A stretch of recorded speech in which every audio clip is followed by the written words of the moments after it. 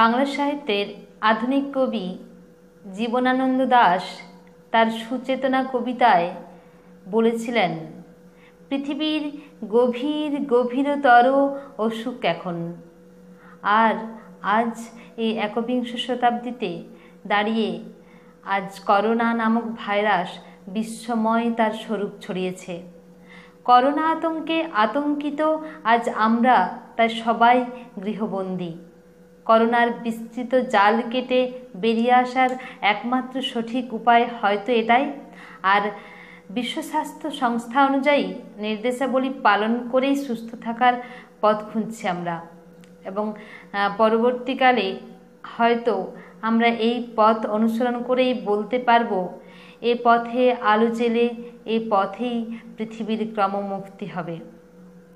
কিন্তু ছাত্রছাত্রী, তোমাদের প্রথাগত শিক্ষার অঙ্গস্বরূপ আজ বিদ্যালয়ে যাওয়া তো বন্ধ, কিন্তু বন্ধ হবে না পড়াশোনা।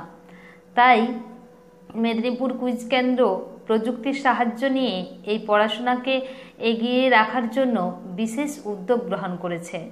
সেই উদ্যোগে সামিল হয়ে চলো আজ আমরা দশম শ্রেণীর বাংলা বিষয়ের সিরাজউদ্দৌলা নামক নাটকটি পাঠ করি। সিরাজউদ্দৌলা নাটকটিতে যাওয়ার পূর্বে আমরা নাট্যকার সম্পর্কে একটু জেনে নিই। নাট্যকার শচীন্দ্রনাথ সেনগুপ্তের জন্ম অধুনা বাংলাদেশের খুলনা জেলার সেনহাটি গ্রাম 1892 খ্রিস্টাব্দ এবং মারা গেছেন 1961 খ্রিস্টাব্দ। রংপুরের বিদ্যালয়ে পড়াশোনার সময়ে তার সহপাঠী হিসাবে প্রফুল্ল চাকীকে তিনি পেয়েছিলেন। এছাড়া 1905 খ্রিস্টাব্দে তিনি বঙ্গভঙ্গ বিরোধী আন্দোলনে জড়িয়ে পড়েছিলেন। সেই কারণে তার পাঠে বেশ কিছু পাঠ্যাবস্থায় বেশ কিছু ব্যাঘাত চলে আসে। 1911 খ্রিস্টাব্দে পরবর্তীকালে তিনি আবার কলকাতা ন্যাশনাল স্কুল থেকে তার পাঠ সম্পূর্ণ করেন। বিখ্যাত নাটকগুলির মধ্যে রয়েছে ধাত্রীপান্না, রাষ্ট্র বিপ্লব, গৈরিক পতাকা, সিরাজউদ্দৌলা, স্বামী স্ত্রী, তটিনীর বিচার প্রভৃতি। ছাত্রাবস্থাতেই তিনি সখারাম দেশকর, অতুল চন্দ্রগুপ্ত প্রভৃতি বিখ্যাত ব্যক্তিত্বদের সংস্পর্শে আসেন।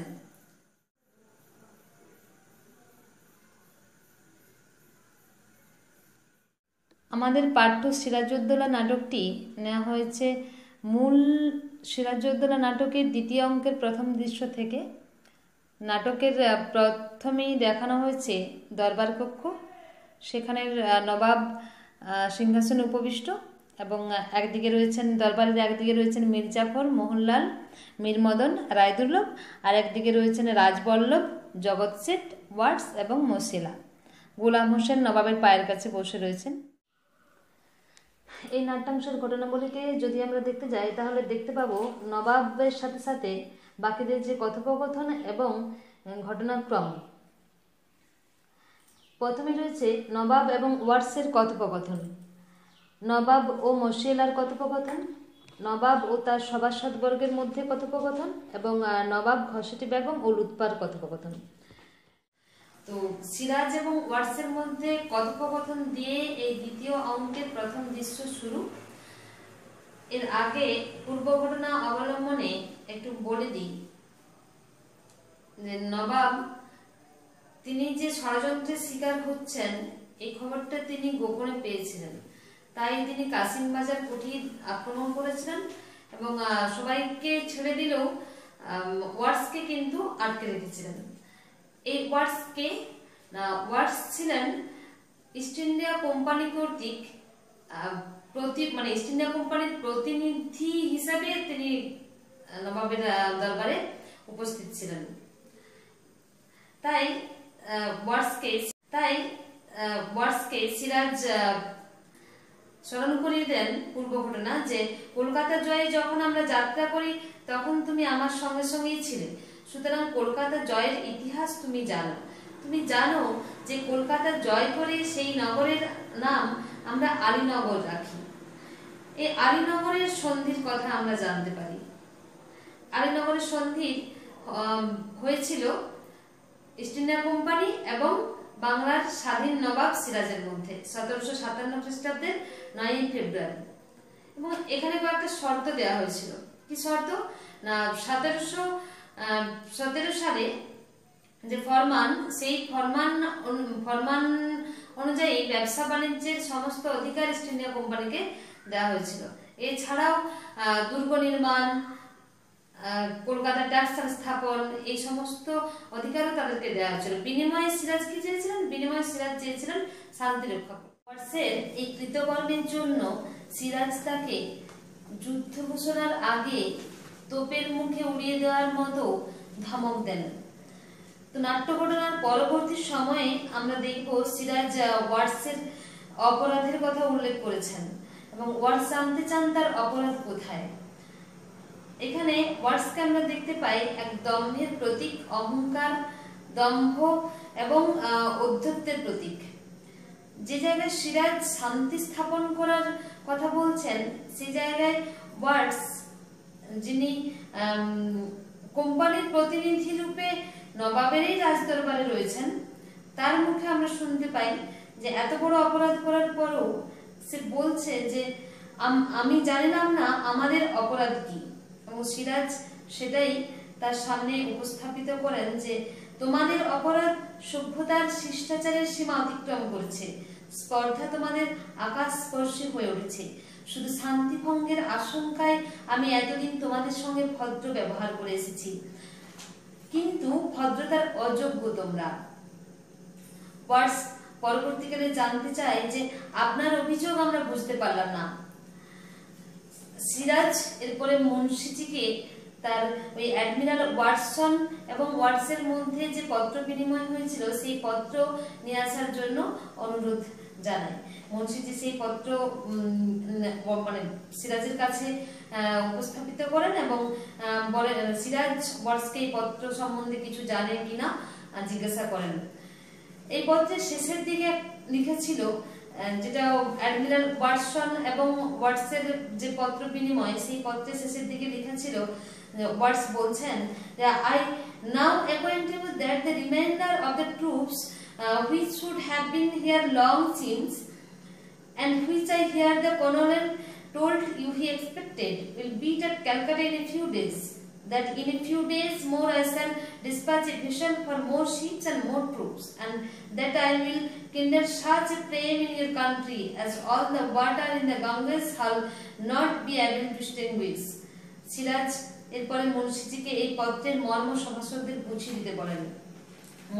মুন্সি পত্র নিয়ে বাংলায় তর্জমা করে বলেন এবং সভাসদদের শুনিয়ে দেন যে কর্নেল ক্লাইভ যে শৈলীর কথা উল্লেখ করিয়াছিলেন তাহা শীঘ্রই কলিকাতায় পৌঁছিবে। আমি সত্তর আর একখানা জাহাজ মাদ্রাজে পাঠাইয়া সংবাদ দিব যে আরো সৈন্য এবং আরো জাহাজ বাংলায় আবশ্যক। বাংলায় আমি এমন আগুন জ্বালাইব যাহা গঙ্গার সমস্ত জল দিয়েও নিভানো যাইবে না। অর্থাৎ সিরাজের প্রতি যে ষড়যন্ত্র চলছে, এই ষড়যন্ত্রের এক নমুনা আমরা এই চিঠির এই উক্তি থেকে আমরা পেয়ে থাকি। সিরাজ ওয়াটসকে জিজ্ঞাসা করেন যে এই ভীতি প্রদর্শনের অর্থ কি। ওয়াটস এরপরে অস্বীকার করেন যে তিনি জানেন না যে অ্যাডমিরাল কেন এই কথা লিখেছেন। তো সিরাজ ওয়াটসকে এই কথা বুঝিয়ে দেন যে মুন্সিজি ওয়াটসের পত্রটা তাকে সিরাজের হাতে দিতে বলেন এবং বলেন যে আপনি পড়ুন, ওর হাতে দেবেন না, আচ্ছা ওকে একবার দেখিয়ে নিন, বলতে পারো যে তোমার হাতের লেখা নয় এটা। ওয়াটস স্বীকার করেন যে হ্যাঁ আমি লিখিয়াছি, পড়ুন মুন্সিজি। সিরাজ তাকে আদেশ দেন, It is impossible to rely upon the Nawab and it will be wise to attack Chandannagar. নবাবের উপর নির্ভর করা অসম্ভব, চন্দননগর আক্রমণ করাই হয়তো বুদ্ধিমানের কাজ। এরপরে সিরাজ ওয়াটসের বিরুদ্ধে বলেন যে তোমাদের অভদ্রতার ঔদ্ধত্যের আরো পরিচয় তোমরা জানতে চাও, জেনে রাখো আমি তাও দিতে পারি। আমার সভাসদরা, আমার স্বদেশীরা তারস্বরে ঘোষণা করে আমি নির্বোধ, অত্যাচারী, বিরাট সর্বস্ব, কিন্তু আমি যে সকলের শয়তানের সন্ধানে রাখি তার সামান্য পরিচয় আজ আমি দিয়ে রাখলাম। তুমি ওয়াটস, তুমি আমারই দরবারে স্থান পেয়ে আমার সভাসদদের আমারই বিরুদ্ধে উত্তেজিত করো। কলকাতা ইংরেজদের উপদেশ দাও আমারই আদেশ লঙ্ঘন করে কাজ করতে। জানো এর শাস্তি কি? সিরাজ সরাসরি ওয়াটসকে এরপর আমরা দেখতে পাবো রাজ দরবার থেকে তাকে বিতাড়ন করেন এবং বলেন যে তোমার কোম্পানি যদি সদ্ব্যবহার দিয়ে আমাকে আবার খুশি করতে পারে তাহলে কোম্পানির প্রতিনিধি হিসাবে কোনো সচ্চরিত্রে ইংরেজকে আমি দরবারে স্থান দেব, কিন্তু তোমাকে নয়, আর তাও এখন নয়, এবং সেখান থেকে বিতাড়িত করেন। এরপরে আমরা দেখতে পাবো যে ওয়াটস বিতাড়িত হওয়ার পর নবাব এবং ফরাসি সেনাপতি মসিলার মধ্যে কথোপকথন। দ্বিতীয় ঘটনা আমরা দেখব নবাব এবং মসিলার মধ্যে কথোপকথন। এই মসিলা হলেন ফরাসি নৌসেনাপতি। মসিলা তাদের বাণিজ্য কুঠি চন্দননগরকে রক্ষা করার জন্য নবাবের কাছে আবেদন নিয়ে এসেছিলেন, কিন্তু আমরা দেখতে পাবো সিরাজের কথা থেকেই যে ইংরেজরা আমার সম্মতি না নিয়ে চন্দননগর অধিকার করেছে, সমস্ত ফরাসি বাণিজ্য কুঠি তাদের ছেড়ে দেওয়া হোক এই মর্মে দাবি উপস্থিত করেছে এবং তোমরা প্রতিকারের আশায় আমার কাছে উপস্থিত হয়েছ। কিন্তু তিনি জানান পরবর্তীকালে যে এই প্রতিকার অর্থাৎ ইংরেজদের সাথে যুদ্ধে যাওয়া হয়তো তার পক্ষে সম্ভব নয়, কারণ কলকাতার জয় আর পূর্ণিয়ার শওকত জংয়ের সঙ্গে সংগ্রামে আমার বহু লোকক্ষয় ও অর্থ ব্যয় হয়েছে। আমার মন্ত্রিমণ্ডলও যুদ্ধের পক্ষপাতী নন। এরূপ অবস্থায় তোমাদের প্রতি আমার অন্তরের পূর্ণ সহানুভূতি থাকা সত্ত্বেও আমি তোমাদের জন্য ইংরেজদের সঙ্গে যুদ্ধে প্রবৃত্ত হতে পারি না। আমার এই অক্ষমতার জন্য তোমরা আমাকে ক্ষমা করো। অর্থাৎ সিরাজ একজন নবাব হিসাবে, বাংলার স্বাধীন নবাব হিসাবে থেকেও, সিংহাসনে থেকেও ফরাসিদের সেই সময় সাহায্য করতে ব্যর্থ হয়েছেন এবং সেই জন্য তাদের কাছে ক্ষমাও প্রার্থনা করেছেন। মসিলা এর পরবর্তীকালে সিরাজকে এই ঘটনা থেকে জানিয়ে দেন যে তিনি যেন সাবধানতা অবলম্বন করেন, কারণ তার সিংহাসনের উপর অনেকেরই নজর পড়েছে। তাই বলেন, মসিলার কথা থেকে আমরা জানতে পারবো, বলেছেন উনি, Your Excellency, you refuse us your help, your protection. Though with great reluctance, I appreciate your feelings. I understand the predicament you are in and I am sorry for you and I am sorry for ourselves. We have no other choice than to leave this land, which we have learned to love. Allow me, Your Excellency, to warn you that you are in great danger.